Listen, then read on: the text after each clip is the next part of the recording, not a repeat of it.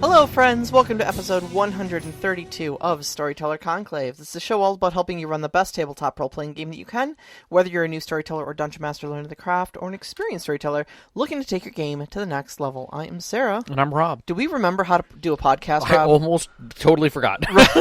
Like, we're missing our time. My tablet was shut off. Like, we're barely squeaking in under the wire. Yeah. What do we even do anymore? You guys had a great week off. I down did. at Disney. I did. It was fantastic. I will say that if you have the inclination and the time, go down and check out Star Wars Land. The Rise of the Resistance ride was a wonderful display of Disney's Imagineering and engineering that they put into rides. Granted, I mean, it takes them a long time to put it in, so it's probably 5 years old as far as tech goes, but it's still amazing to watch, and it was an experience to be in, much more so than anything I'd been in. That's amazing. So that's amazing, yeah. And it was a wonderful, relaxing time. We just had a really, really good time down there. Yeah, man, especially I know work has been absolutely hell for the last 2 months for you. Yeah. So it's good that you could get away with it. It was very nice, and it was nice being able to go with friends and share laughter and all kinds of shenanigans that happened. It was really good. I think one of the coolest parts is one of our friends, who is a well-grown man, turned into a 4-year-old on Rise of the Resistance. I believe awesome. It was totally awesome. I absolutely believe it. That he could not communicate with words. It was all just giddiness. So very electrical. Good. So. Good, man. Yeah. So this week, I don't know if you want to jump right in the topic. We should, honestly. It's a long big topic here. It's a lot longer than I thought it would be. So I know the Halloween season is technically over. Yes. But that doesn't mean we have to stop being spoopy. No, spoopiness continues. After talking about Call of Cthulhu last month. Yep. We're kind of continuing the survival horror theme. Well, I almost wanted to go in with another edge on this, and that is that we are going into the dark of winter. And therefore, we're stepping into the dark of sci-fi. Oh. So when there's things in the dark like aliens, aliens. Yeah. Complete with quotes there. You start to wonder. So we decided actually a couple months ago that we were going to do this one, and I had not looked at the core game system at all. But I had an idea of kind of what it was about, and I'd read some reviews and some other game GMs who had run one shots and tried some campaigns and struggled. So it was kind of half-hearted stepping into it, okay, what are we really getting into? What kind of system are we looking at? But looking at it, I kind of turned around a little bit. Oh, yeah, no. I had done a little bit of research in around when we were doing stuff on Traveler, and we were doing stuff on Call of Cthulhu. Of course, we were talking about, or we're watching videos from friend of the show, Seth Skorkowski, and Alien is another one of his big things. Yeah, and he just did it last month, I want to say, or the month before. I don't remember how long ago it was. It was. I know he's kind of had ongoing things. He's done reviews of some of the modules and stuff like that. Yeah. When we were doing research for those other shows, I was already on Seth's channel, so I was like, I'm curious. I'm gonna check out the Alien thing here, and it. He kind of went over it, and it seemed very intriguing. Went back, watched some of those videos, watched a couple other from a couple other different sources to kind of get the cross, the review from across the spectrum there. And I gotta say, I'm very impressed with the system. Okay.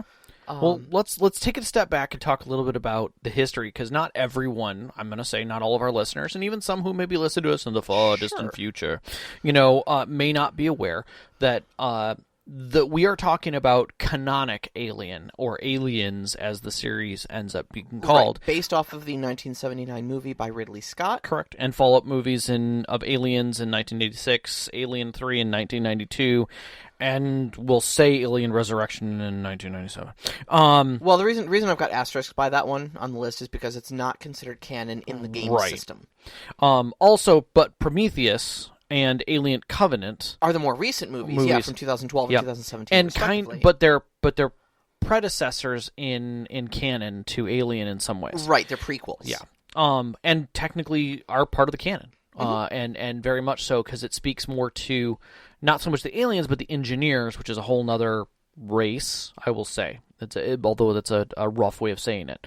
So What we're focusing on is the 2019 release by Free League Publishing. There were previous editions of the game that was done in the heyday of the early 80s. And those were... bad.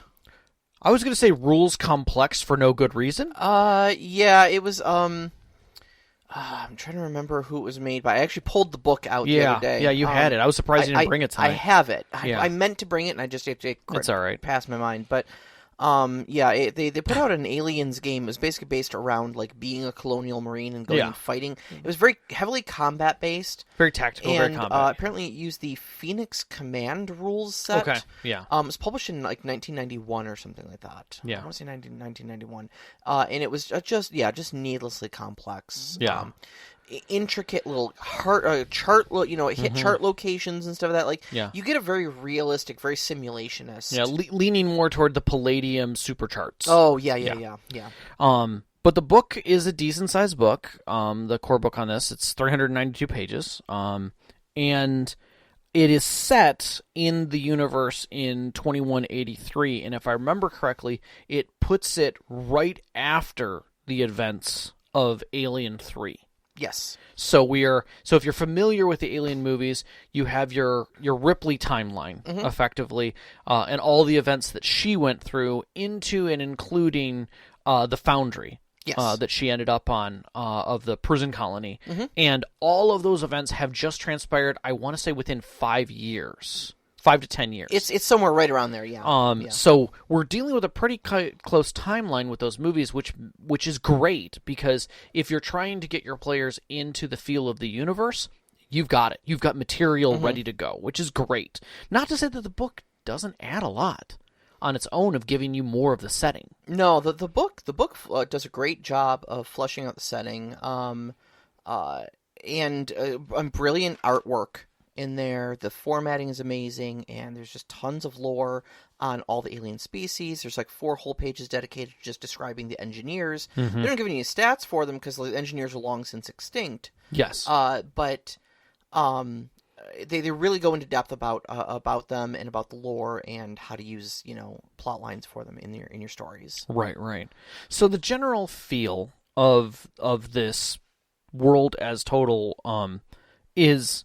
It is sci-fi horror, but it is grim sci-fi. So you're dealing with, horrific capitalism.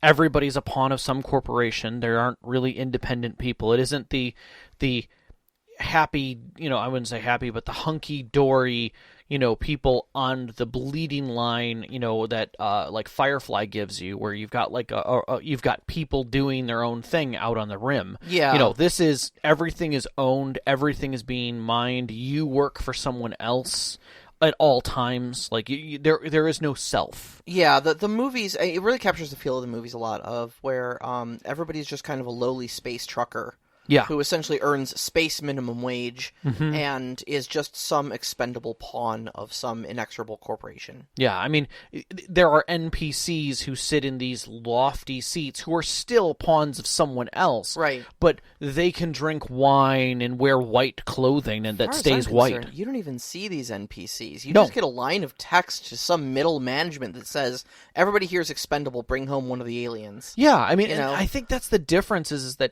like, you look at high fantasy where you meet nobles and kings and you get to see them in, your high priests in their gold and white robes with their, golden staves and orbs. These people don't even talk to you. Like, I'm sorry, you might get to talk to the dirty captain of the guard, maybe. Yeah, that's why, like, when I watched Prometheus, it was a little bit jarring to see Guy Pearce as Mr. Wayland, because it was like, wait a minute, hold on, why are we even seeing upper management? Like, these guys should be completely unknowable. It's weird. It is, that on screen. And it kind of throws the setting. But I mean, if you're buried in the setting and you see that moment, you're like, oh, crap. It should have some gravitas. Yeah. And I think that's. I mean, it speaks a lot to some of the other. Like even the Blade Runner, which is connected in a canonic way with Wayland, but much farther in the future, or Blade Runner's in the past, technically. Yeah. So it's but it's neat that like even in that world we hadn't reached the point where the high of the high don't get seen. Yeah, right. You know, they're still making contact with middle management effectively. You know, even if they are just assassins. But we are now beyond that. We are so many layers beyond that they've got a wall of bodies between you and whoever, you know, Harkonnen leader is at the top of the pile, you know. Dune reference. Very nice. Yeah, thank you. The other thing I really like about the setting is the sort of retro sci-fi sort of aspect to it. Is like all the 1980s technology is like what's out there in space. Oh God, you know? yeah. And it's real cool from just a stylistic standpoint, but at the same time it kind of makes sense because that stuff is very easy to repair. Yep. Whereas, you know, getting, you know, touch screens and holographic displays out on some backwater planet when you're a minimum wage trucker, right? You know, you're not getting that. You're not getting that. No, like literally look at the cheapest, lowest level trucker and see what's in his truck, and then compare Atari that 2600. Yeah. Right. Yeah, that guy's got a Nintendo strapped to an alternator on a little like CRT screen that he's got propped up in the corner. He might have an LCD screen. Yep. You know, that is effectively what you're dealing with. Yeah, your Marines don't have laser guns; they got bullets, and those bullets are not cheap. You know, they literally have to count all of their rounds before they go on their runs. Now, is there stuff using the Duraplex armor and stuff like that? Sure, because it's quick to manufacture, and it's the same thing that hulls are made out of, you know? But you don't have fine ballistic armor with, like, specialized tracking stuff. It's going to break down. It's crappy, you know? Yeah. And it's that gritty feel. But the big thing, too, is that this is primarily a horror game. You got to keep that in mind. Like, as far as the setting and feel, you can lean as much into the sci-fi as you want. It's definitely a spacefaring game. It's definitely a futuristic game and stuff like that. But this isn't Traveler. No. You know, this actually has a lot more in common with a game like Call of Cthulhu and how it plays out than it does something like Traveler or The Last Parsec or something like that. Right. And I think that kind of steps into how they break free in the mechanics even. And I think it's neat that they paint it in two directions right off the bat on how to tell a story. Yes. That you get cinematic or campaign. Now, campaign is what we're used to. Sure. A bunch of characters leveling up, going through a series of events, completing challenges and things, and becoming people as they move through it. Whereas the cinematic is, here are your characters. We're giving you an outline for who they are and how they play. This is the scenario you're in. And you may not make it out of it, which is why your character's kind of a pre-gen expendable. Right. know? It brings it much closer to a very quick game that is closer to a movie. You're not going to play this character on from here. It ends with this game session. So the rule system itself is actually the Year Zero rule set. Right. And I hadn't heard of this before, but I'd heard of the games that it's attached to. It's by Free League Games. Right. They came up with this rule set. It was actually originally invented for the Mutant Year Zero, hence the Year Zero set. Right. But it's also used for Tales from the Loop. And I've heard of Tales from the Loop. So that's why I was like, oh, okay. Yeah, I'd heard Tales from the Loop. I'd heard of Mutant Year Zero, but just like in passing. Yeah. And you know what I was surprised to find on Free League's list? Morkborg. Yes. It utterly slipped my mind that they were the ones that made Morkborg, and I was very glad to see that it kind of came back around to that one. Yep. So it is a lighter system, I'd say it's rules light, but still has some meat to it. Sure.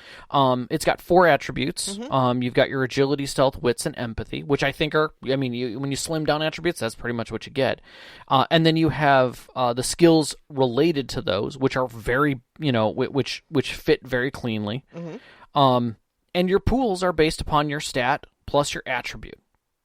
And it's a very simple D6 system. You roll as many D6 as your stat plus your attribute, and 6s are successes. That's it. If you get more than what you need, those are now bonus successions and create stunts. Raises. Or more damage, in some cases. The one thing that they change and shift off of is the one thing that I think is really neat about this system, because it fits very well with what we talked about last month, and that is they added stress. And it feels a lot like sanity. It really does. It really does. I like that they call it stress, though. Yes. Because it has less of a, I don't know, an on-the-nose connotation as sanity does. Like, sanity sounds like it's much more grand than stress.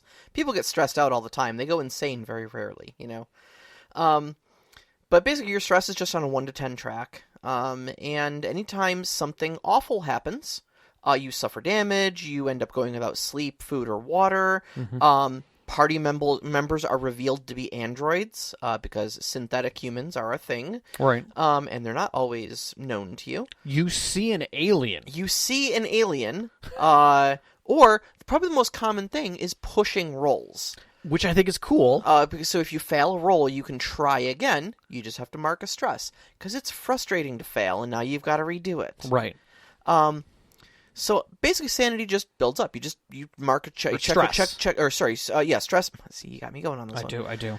Stress just kind of builds up. You've got like I said, a 1 to 10 track, so you just check a box, and then anytime you make a roll, there are 2 different types of dice you're going to be using. Right. Now, you don't have to have the special dice, but you do want to have 2 different types of D6. Colors, some way to designate. Easily designatable, yeah. And so anytime you make a roll, you add in a number of your stress D6 equal to your current stress rating. Right. Now, so you've got maybe 2 in strength, 1 in close combat, that's going to give you 3 dice, but you got 2 stress. You're rolling 5 dice, 2 of which are stress dice. Right. So the heightened adrenaline of being stressed out and stuff like that is going to add more dice. And it's actually going to make you more capable of succeeding at things. But there's always a but. If any of those stress dice come up as a 1, you have to roll on the panic table. Now, panic table basically goes from very little things to very heavy things. Yes. 1 to 6 is literally, you keep it cool. It's literally nothing happens. You start getting to 7, and like little things start happening. Maybe you'll drop the item you're currently holding, or maybe you'll just flee for a turn and hunker down and hide or something.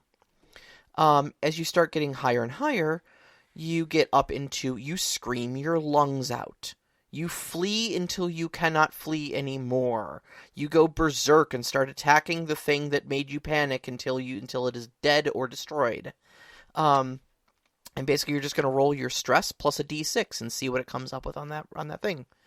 So rolling a panic check with 1 stress, not a huge deal. Probably not much is going to happen. Right. Rolling a panic check with 8 stress, you're already into full wig out territory. Yeah. Now, I did read a number of things where people were talking about the stress system, and that they didn't necessarily like it because it kind of took away player agency in some ways, because now you're not reacting to something. The game mechanic is telling you how to react to something. And I looked at that and I said, that is no different than poison or toxins or fatigue or anything like that, where you're given a reduction, or you're being told like you'll lose grip on something, whatever. It is a mechanic, but I don't think it's any different than those. Yeah, I agree. Realistically. And I think in some cases it's helping people understand the setting that you're in and gets you deeper into the setting. The other thing, too, is that panic in and of itself is an involuntary response. So, yes, a random chart should tell you how your brain, when it has gone into full flight or flight mode, should be reacting. Yeah. Like, that should be taken out of your... That's not a conscious decision you get to make. I've been at tables where players have argued about the fear... Before 5th edition changed how the very simplicity of how fear worked. Like, you were afraid. Okay, you will not attack this target. People would be like, well, I'm just going to get behind this rock over here then. I won't be attacking him, but I can do that. Now it's, you will flee in a direction as far, like it's spelled out in text. People are like, well, that's not, that's terror. No, that's how the mechanic works. Yeah. Deal with it. It just says we're helping you because you were trying to exploit the system. Look, also, it's magic. Yeah. You know? Deal. Exactly. It's no different than hold person. Yeah, so it is a mechanic, yes, but it's also pointing out how the system is showing you how stress works. But the thing, though, is when you're looking at the panic table too, it also lends itself to more gameplay. Totally. Because I mean, yeah, sure, you've got your involuntary reactions and stuff like that, but then there's other stuff where like it says, okay, you reduce your stress by 1 after you scream your lungs out. Great. But everybody within earshot of you raises their stress by 1. Right. Because you have just created a horrific moment for them. You've shared your horror with them, Yep. you know? Wow, suddenly I'm thinking of the Breakfast Club. Well, I was thinking XCOM.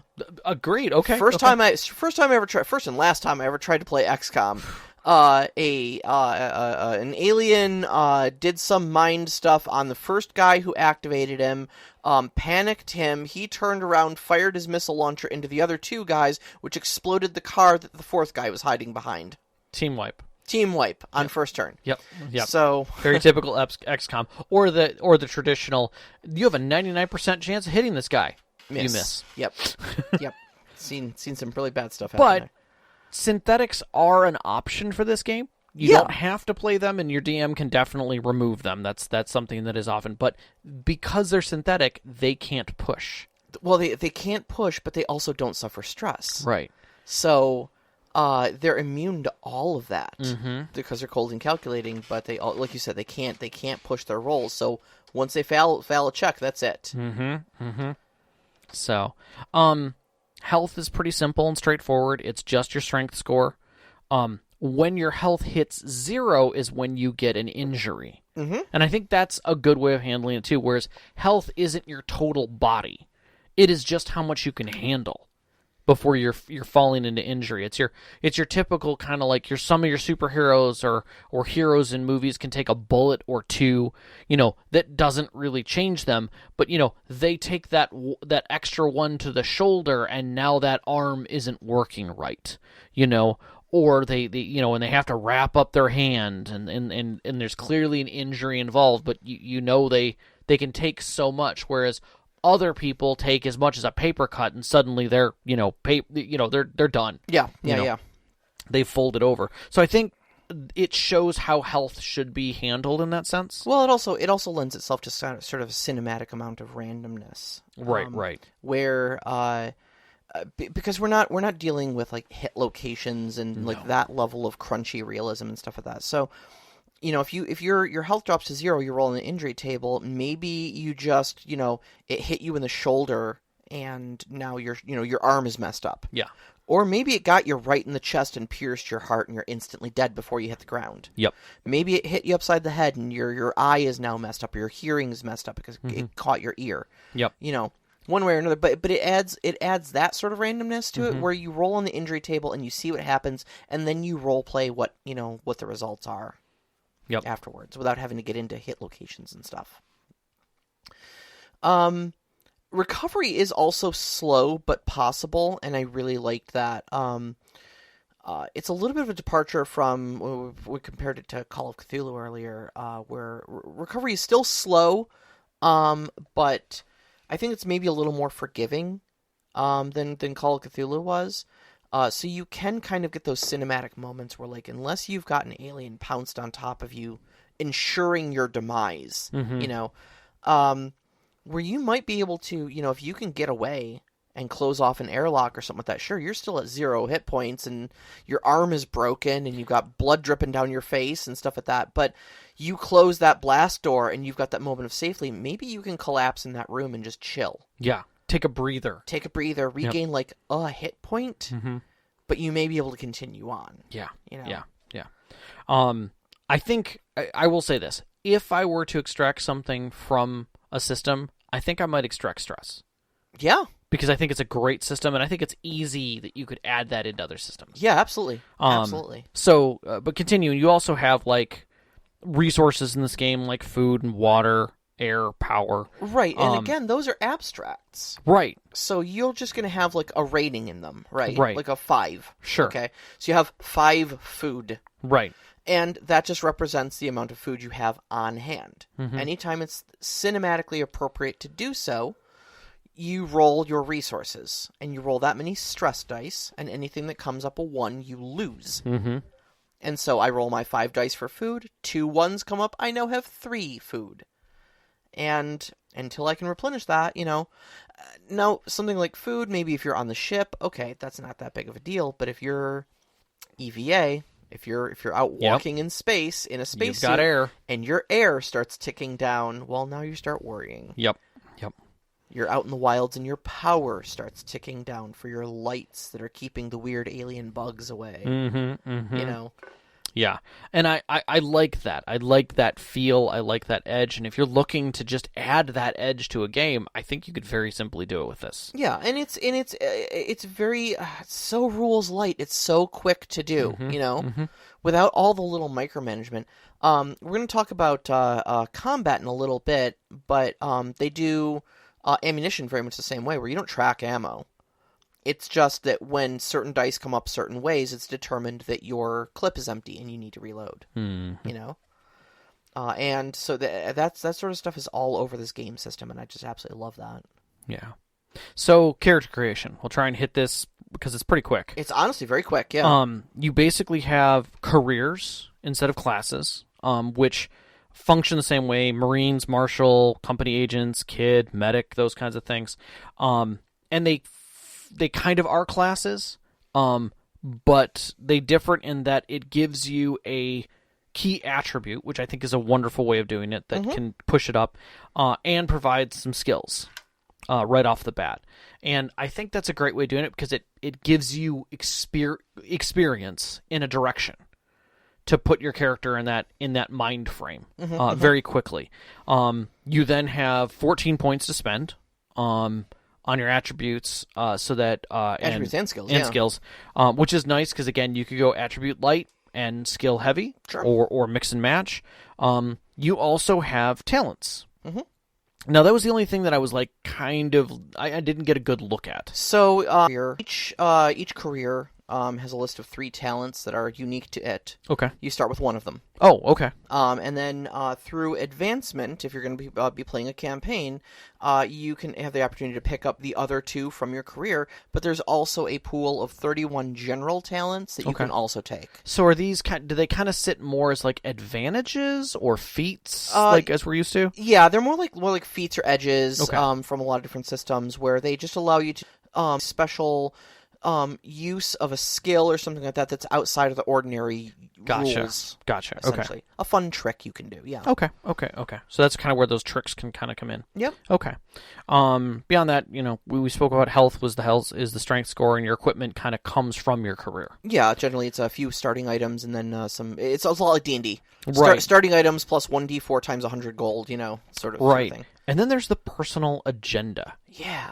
Which in the single shots is handed to you, sometimes at cross purpose with other players, which is where you get the kind of murder mystery or backstabby or kind of feel of those games. And there's definitely a lot of that going on, where you might have somebody who's an agent for the corporation who's masquerading as a doctor because he's there to get something, or someone else who's there to basically find out who the murderer is regardless of what's going on, Yeah, exactly. Things like that that can really mix it up. And then when you shift that to a campaign mode, that you kind of have to shift your mind frame a little bit. Yeah, you can kind of choose your own personal agenda. A lot of times you want to work with your storyteller or the game mother, as they call them.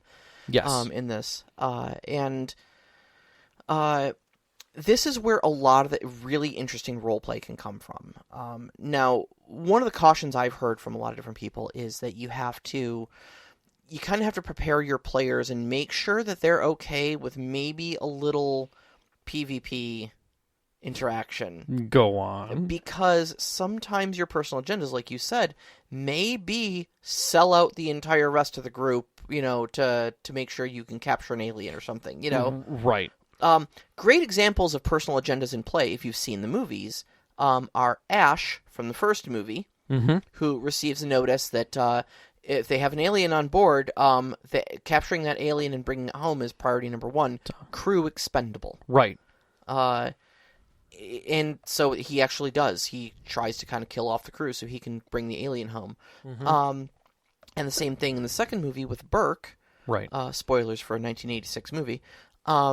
With Burke, where he has his secret agenda is try to sneak one back through quarantine. Yeah. And he does that by trying to get both Ripley and Newt face hugged. Right. So he can get him in. Uh-huh. Yep. And then they threw in signature item, which I've seen in other game systems. D&D kind of throws this in there to give you something to attach to your own personal background. Yeah.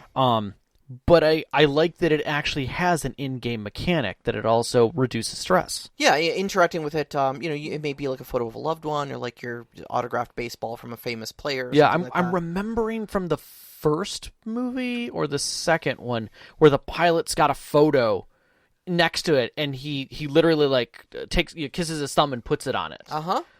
During it was a callback to that moment in my mind. I was trying to remember which movie that was in. So yeah, absolutely. So combat. Combat seems pretty fast, furious, and fun, honestly. So your ranges in this, first off, are abstract. Unlike a lot of our more common games nowadays where you're using like a 5-foot grid, like D&D and stuff like that, you're going to use abstract zones, almost a lot more like you do in Fate. Zones are basically approximately like 25 meters big at their biggest. Could be smaller, could be narrower, or whatever. But essentially, they're areas in which a combat encounter could take place. Yes, and the way that they were talking about that with the engagement and range, like what the distance and difference is. Again, it's a little abstract, but not completely enough that you're not like, well, where am I? Right. If they're in the same zone as you, they're either at range, right, or they're engaged, and that's in melee. Right, and even just prior to combat, there is it's a stealth time. So you may be slinking around in the halls, and you're not actively aggressing or being aggressed, and that's where determinations can happen of maybe there are Xenos in the area, or maybe there's another kind of alien or something, or person, and you're not actively noticing each other.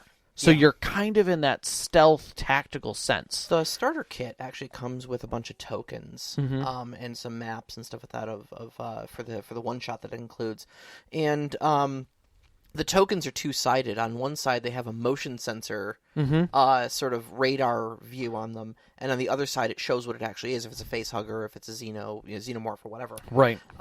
So that way, you can actually put them out on the different zones on the map and say, you're picking up motion over here. Right. Right. So I like that. I think that's something that is lacking in some other games where you may want to have that level of stress. I like that concept that there's like a stealth engagement time where you're still moving in an almost tactical sense, but no engagement is going on. We're not in combat. You're not actively doing anything. It's all passive. Still keeps the tension going as well. Yes.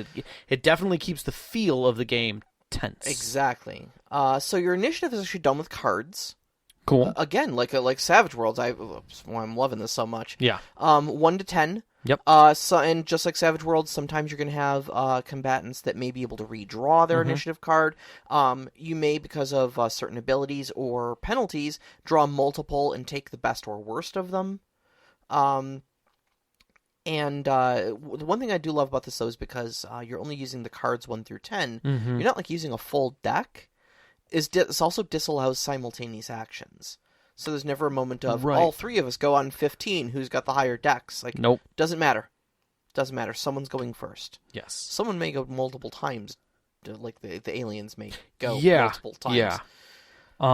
And then you have, within a turn, you've got your slow action and a fast action, or 2 fast actions. Are you taking notes, Dungeons & Dragons 5th edition? Yeah. Are you taking notes that you can use your action as a bonus action as well? Okay. I love this. I think this is a great way to step into things and make combat a little a little faster, but still give flexibility to do things. Yeah. Like a slow action is opening a door, is going after something, doing something that isn't, I'm pulling the trigger, I'm swinging a weapon, I'm kicking something. They're spelled out pretty well. Yeah. But it covers a lot of area. There's which is nice. Things too, yeah. and they're explicitly spelled out, and they've got some very codified rules for them, so it's very easy to understand as well. Yep. And then for like attacking, you've basically just got like your under agility is ranged combat, and under strength is close combat. Yep. So you'll just roll your attribute plus skill, just like always, and always remember add your stress dice. Yep. So if you are freaked out, you're going to be more adrenaline pumped in combat. Yep. All you have to do is get one success to hit. Yep. And then additional successes will add damage. Yep. In that case. Yep. In that case. So damage, each weapon has a damage value explicitly written on the weapon. So like a pistol may do 2 damage, right? Now keeping in mind, your health pool is based off your strength score. And strength score, if you are a career that favors strength, maxes out at 5. Right. So really, a human is going to maximum 5 hit points here. Yeah. And a gun may do 2. So right. That's what we're dealing with. Yeah. All right. So extra successes then add extra damage. And so what I'm going to do is I'm going to take those 2 base dice and then maybe the 2 extra successes if I rolled 3 on my to hit, because subtract 1 for just the base hit. That's 2 extras, right? I take all 4 of those dice, I roll them, any 6s I get go straight to health. Armor acts the exact same way. It's got an armor value. That's how many dice you're going to roll to see if you can defend against the damage. And it reduces my successes. And then, there's also armor in there that will just reduce the successes on top of that, which I think is a great way of handling it. Like straight off the top? Right, just straight off the top. So if I've got, an armor of 1, okay, if you only got, 1 success, all right, boom, I'm good.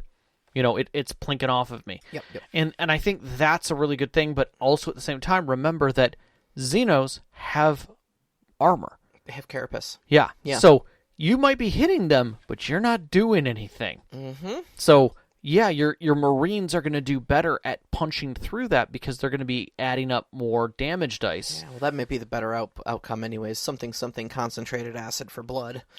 That is true. So. And then, okay, so we also discussed 0 health. You become broken. You roll on injury table. It's 2d6. It's actually technically a d66 table, where you take one of the dice as the tens digit and one of the dice as the ones digit. And a lot of the results, actually only 4 of the results on the entire table are death. Yeah. A lot of them are injuries, and a lot of them do like some sort of stat penalty to you. Which is interesting because it allows you to continue play, but it initiates what we usually refer to as a death spiral. Right. Where you become less capable of dealing with things, you incur more injuries, which makes you less capable of dealing things, which makes you incur more injuries. Right. And what's interesting is when we talk about the attacks on the Xeno side, and even some of the other Xeno-like creatures, you roll on a random table of what they do. And then there might be damage related. Like they may attempt to grab you and drag you away. Yeah. They may just make a slash at you or knock a weapon out of your hand. Like there's a whole list of things besides eviscerate. Oh yeah. Or spit acid or whatever. Keep in mind their entire life cycle depends upon capturing people and cocooning them. Correct. So that they can serve as hosts for more aliens. Right. Well, food's scarce. Yep. So, but. Yeah, I like that it is not just straight damage. It is a random moment in the hallway. So you've got these things rushing at you, but you don't know what's going to come out of them. Yeah, exactly. They may drag you off into the darkness to be rescued later. Maybe. Which could be cool, you know? Yep. Give you a chance. And then we mentioned ammo earlier. It's not tracked explicitly. So remember that you're always rolling stress dice. Yep. Every single roll. So if any of your stress dice come up as a 1, it also indicates your clip is empty. And so you may end up, in addition possibly to making a panic check, you may have to also, you may be out of ammo. Yep. You may have, and you may have just reloaded last turn. Yeah. But because you're so stressed out, you may be firing wildly, and you may have just emptied the entire clip. It's that whole like, or it didn't load properly. You know, it's like that scene of Hudson. You know, when they're closing in on him, and he's just firing off his pulse rifle. God, you want some? You want some of this? That number's just rolling down, and he's just firing wildly down the hall. You know. Yep. Short controlled bursts, Hudson. Yep. Well, again, crazed. There is ship-to-ship combat. I was really impressed with that. I did not know that was going to be in there. When I ran across, I was like, hey, nice. It's kind of cool, actually. It reminded me, when I read over it, of... I'm going to date myself here.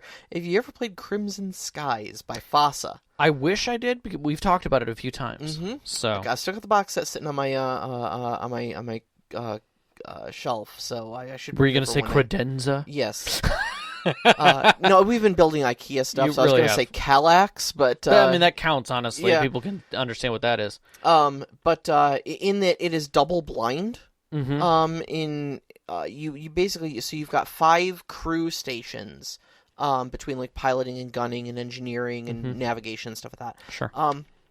And so you've got different places for different characters to apply their talents to. Right. It requires different types of roles from them, so everybody can kind of go where their strengths and weaknesses are and contribute. But then you and your opponent basically kind of declare your actions at the same time. Like, you'll write them down and reveal them at the same time. Yep. And so there's nobody's reacting to the other necessarily. Right. You may predict that the other person is maybe going to flee or maybe going to try to close with you or whatever. Right. But you don't know until you both kind of flip over your moves, and that's what happens. Yep. I mean, it's funny that, like, when you play nautical ship-to-ship combat, you're dealing with the same kind of situation where you've got drift, you've got all kinds of stuff. It's just happening in slow motion. Like, you don't make a quick turn. Oh, yeah. That's not going to happen without revealing all kinds of actions that you're doing to do that. Exactly. So, and keeping in mind, too, I mean, like, the reason it's like that is because you can't look at and read your opponent. Like, if I were to draw a gun on you right now, like, you would see me move my body in a lot of different ways. My shoulder would roll in a certain way. My hand would go towards my gun. My eyes would be doing something. Like, you can read all that body language. You can see me tense up before I even make the move for it. So you know I'm about to spring into action. And you can react to that. You may be able to do something ever before I get the gun out of the holster. You don't have that luxury with a spaceship. Yeah. What are you reading? Right. You know? And it always takes me back. Things like that always take me back to, like, Hunt for Red October. Yeah. Where you're Crazy Ivan. Exactly. Like, you hear what's going on, and you've got to react instantaneously. Of like, okay, well, what are we going to do? I don't know where is he at? Like, okay, we're gonna drop ballast, or we're gonna add ballast, drop, and shut engines down. We're gonna drift right by them, below them. Okay, everybody, be real quiet. Did they fire up their engines yet? Not yet. Okay. That kind of a thing. Yeah. Exactly. I love that kind of stuff. The big thing that I really like about the inclusion of space combat, though, is that, I mean, aside from any rules that it might use, is that it really opens the campaign space up. Yes. And I'll talk about this a little bit later, but just the idea that you can really kind of use this rule set for a grim space faring setting without ever including the eponymous aliens. It's got a very complete set of rules, and you never have to see a single xenomorph. We'll get more into that. We'll get into there's that. more of that, but we'll get into that. Let's talk about the aliens. Comes with full graphic, hands up, aliens. Because it is aliens. It's on the cover, and I think that's one of the things that got me is that, like, coming into this universe, there are so many people, especially the ones who are excited about it, who know about the engineers, who know about xenomorphs, who know about how they react and what their problems. We see all these big blockbuster, multi-million-dollar movies. Yeah, and I think in my mind, and even looking through some stuff, a lot of people had problems with running this game, because people were expecting aliens at every turn. So, like, players who were playing Colonial Marines in their campaign immediately made sure that they were constantly carrying a flamethrower. Yeah. And had armor, and were skilled up for shooting, so that they were gun bunnies waiting for the xenomorphs. And, like, in every turn, like, they were preparing themselves. If there was some noise, they were flipping out their they're motion trackers, and they're like, okay, there's something here. And like, you're just in a research facility walking around. Why are you pulling out your motion tracker? Mm-hmm. Like, there are people here. Yes, you can see them moving around. Yeah. You know, like, but it's alien. Like, yes, it is. It's Dungeons and Dragons. It's not like every 5 feet you're uncovering a bush to see if there's a dungeon or a dragon, or staring to the skies because the thing flying over might be a dragon. Yeah. So, Exactly. and I think that's where it does a little disservice to itself. But I also think that comes down to the presentation of the storyteller. And I think actually the one shots actually do a lot of really good things for this too, because the one shots very slowly roll things out. And like I was looking at a review, heavy spoiler laden, review for one of the one shots called Chariot of the Gods. Yes. Okay. And it involved going aboard a research ship where they were doing a bunch of research on some of the black goo that the engineers brought in the Prometheus and Covenant movies. Yes. And it's sort of a primordial stuff that like life is created from, and that's kind of where the aliens came from. Was they were created from these things, so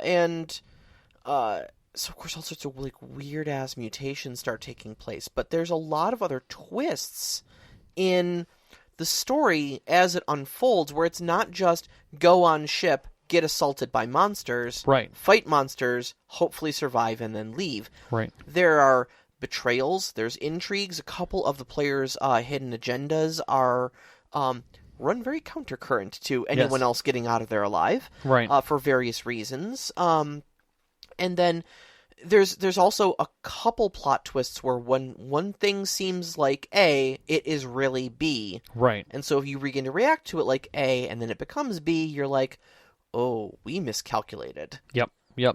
And I think those well-written turns are always fantastic. Yes. And it takes a lot to write those in that direction. I was reading one guy's he wrote a campaign, but he opened the campaign with the players going to a research facility where they were looking at xenomorph bodies. So xenomorphs were everywhere. And he basically inundated the characters with the fact that there was dead xenomorphs everywhere, not a single living one that they could find. And they were there to review the death of a synth. That was it. Someone had murdered a synth, or he had died. They didn't know. But no one had any different information. And the whole story was about that murder. It was a murder mystery. Now, were there eventually a face hugger in it? Yes. But that was because the person who killed that synth was a female doctor who fell in love with him, and he didn't have any feelings for her and felt that she was jeopardizing the research and was going to send her away because she couldn't keep her quality. And so she killed him so that she wouldn't be sent away, and then immediately went insane, saying that basically she was going to complete the research because it was what he wanted. Yeah.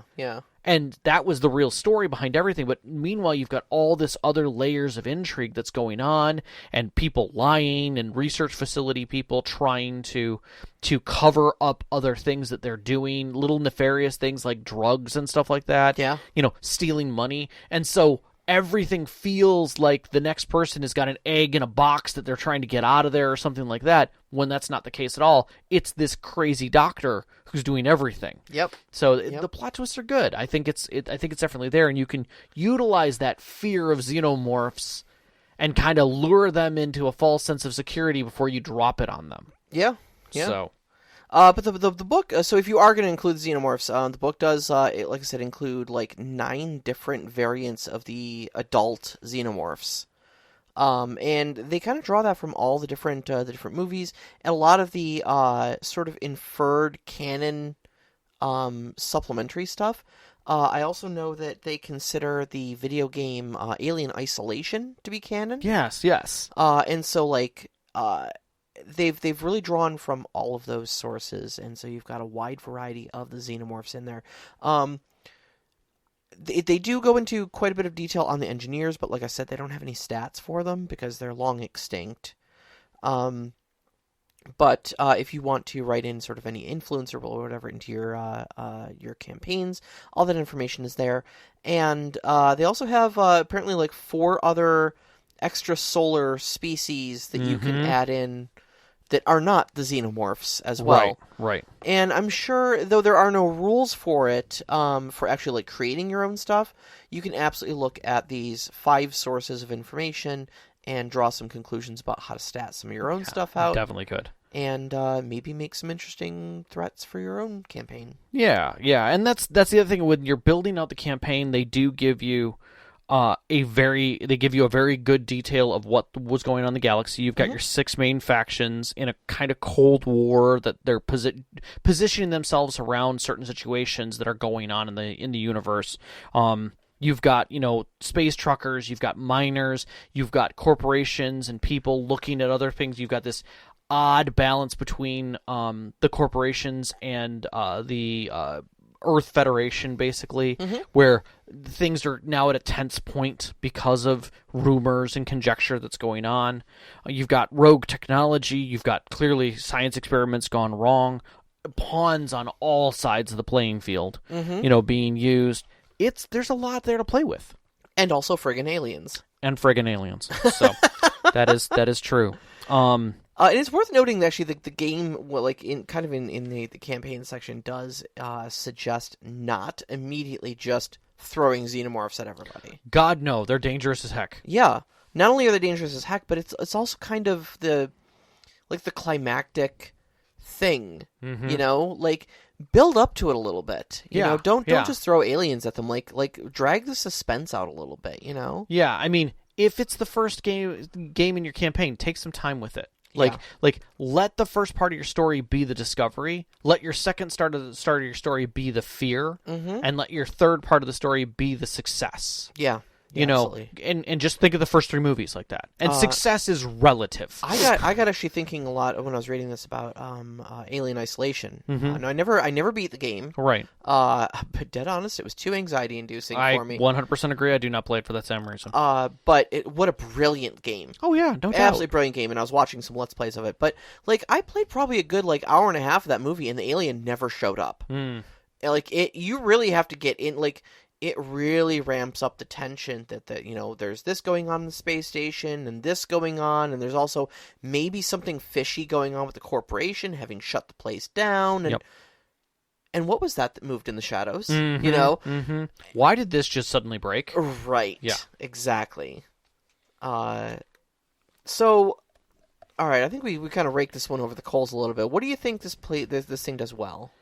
So, we kind of talked about Call of Cthulhu and Savage World.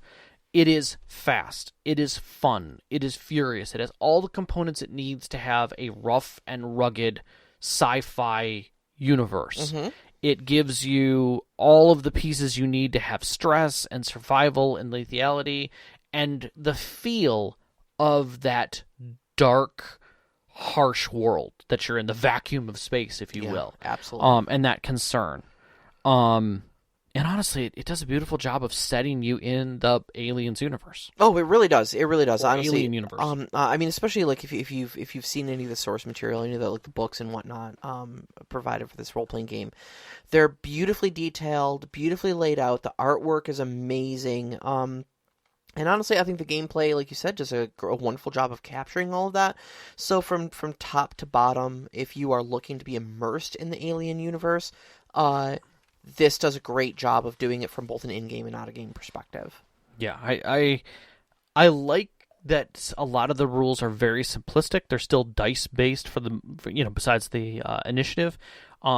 And that you could extract rules right out of this very simply and throw them into Savage World. Sure. As you needed to. If you needed to have a more stress-filled game, you could easily add stress to it. Yeah. And they've done a great job. I mean, you could use the rules in this to play a lot of different settings.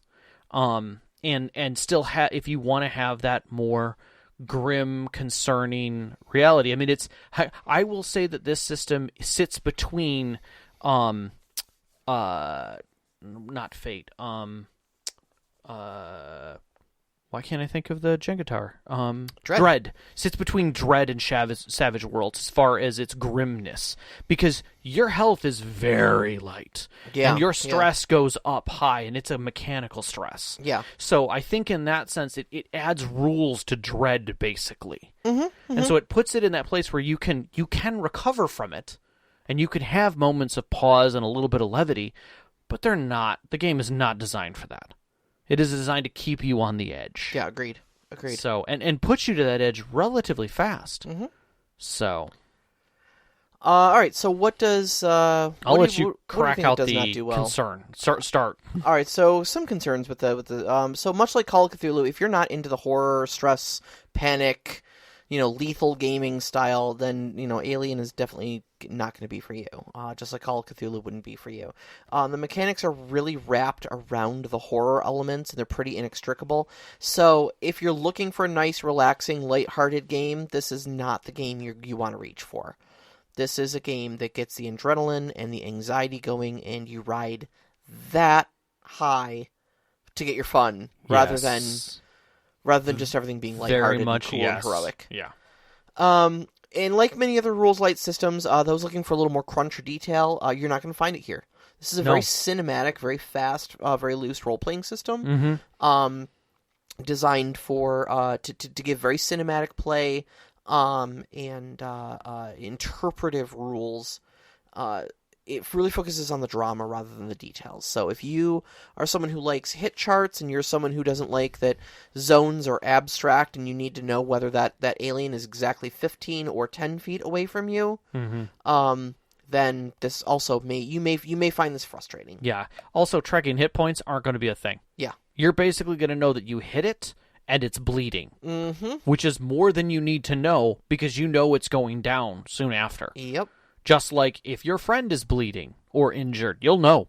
Like, that's pretty plain. I'm going to leave the next piece off because I want to answer the question because I think it segues a little too well for us. Oh, you want to answer the question rather than talk about the next bullet point? Yeah, we've got Okay, sure. Because I think it fits. So, all right. So we had one question this week. It's from Knox in the Box. So this question might be a little more for interstellar games in general. That's fair. When playing in a campaign that might have multiple worlds and planets that players travel to regularly, how detailed do you need to be with them?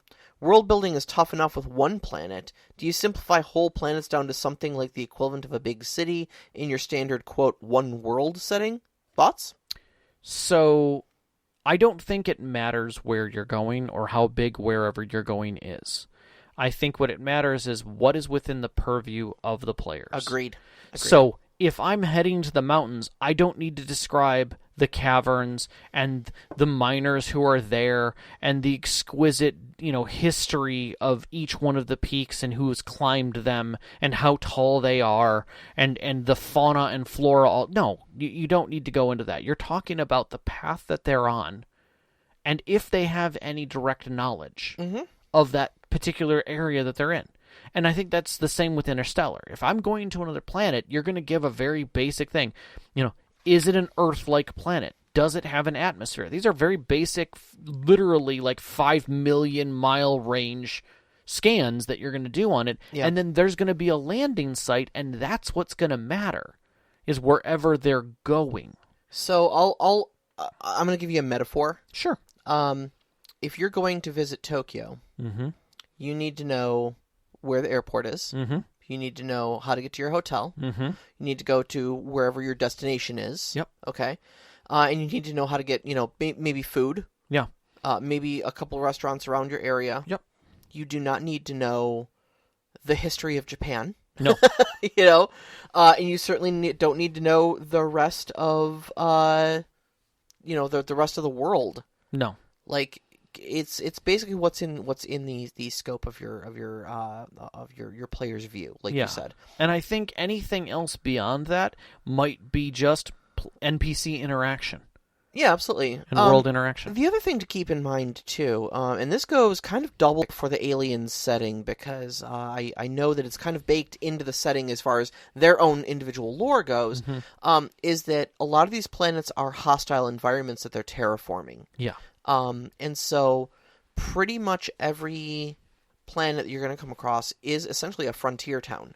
Yeah. So you may not need to build more than one city because there may not be more than one city on the entire planet. If that. A lot of times, this is the researchers' building site for the terraforming. Yeah, we're not even talking city. Like in the second Alien movie, Aliens. It was a little settlement called Hadley's Hope. Right. And it was, what did they say, about 300 people? Yeah, if that. If that, it was in the low hundreds. Yeah. Of the number of people that were in that colony. Yeah, people are expensive to get to a site. Yeah. Yeah, they're expensive to feed. They're expensive. You bring a bare minimum crew to get that job done, to run the machines and make sure they keep running, and that's it. Yeah.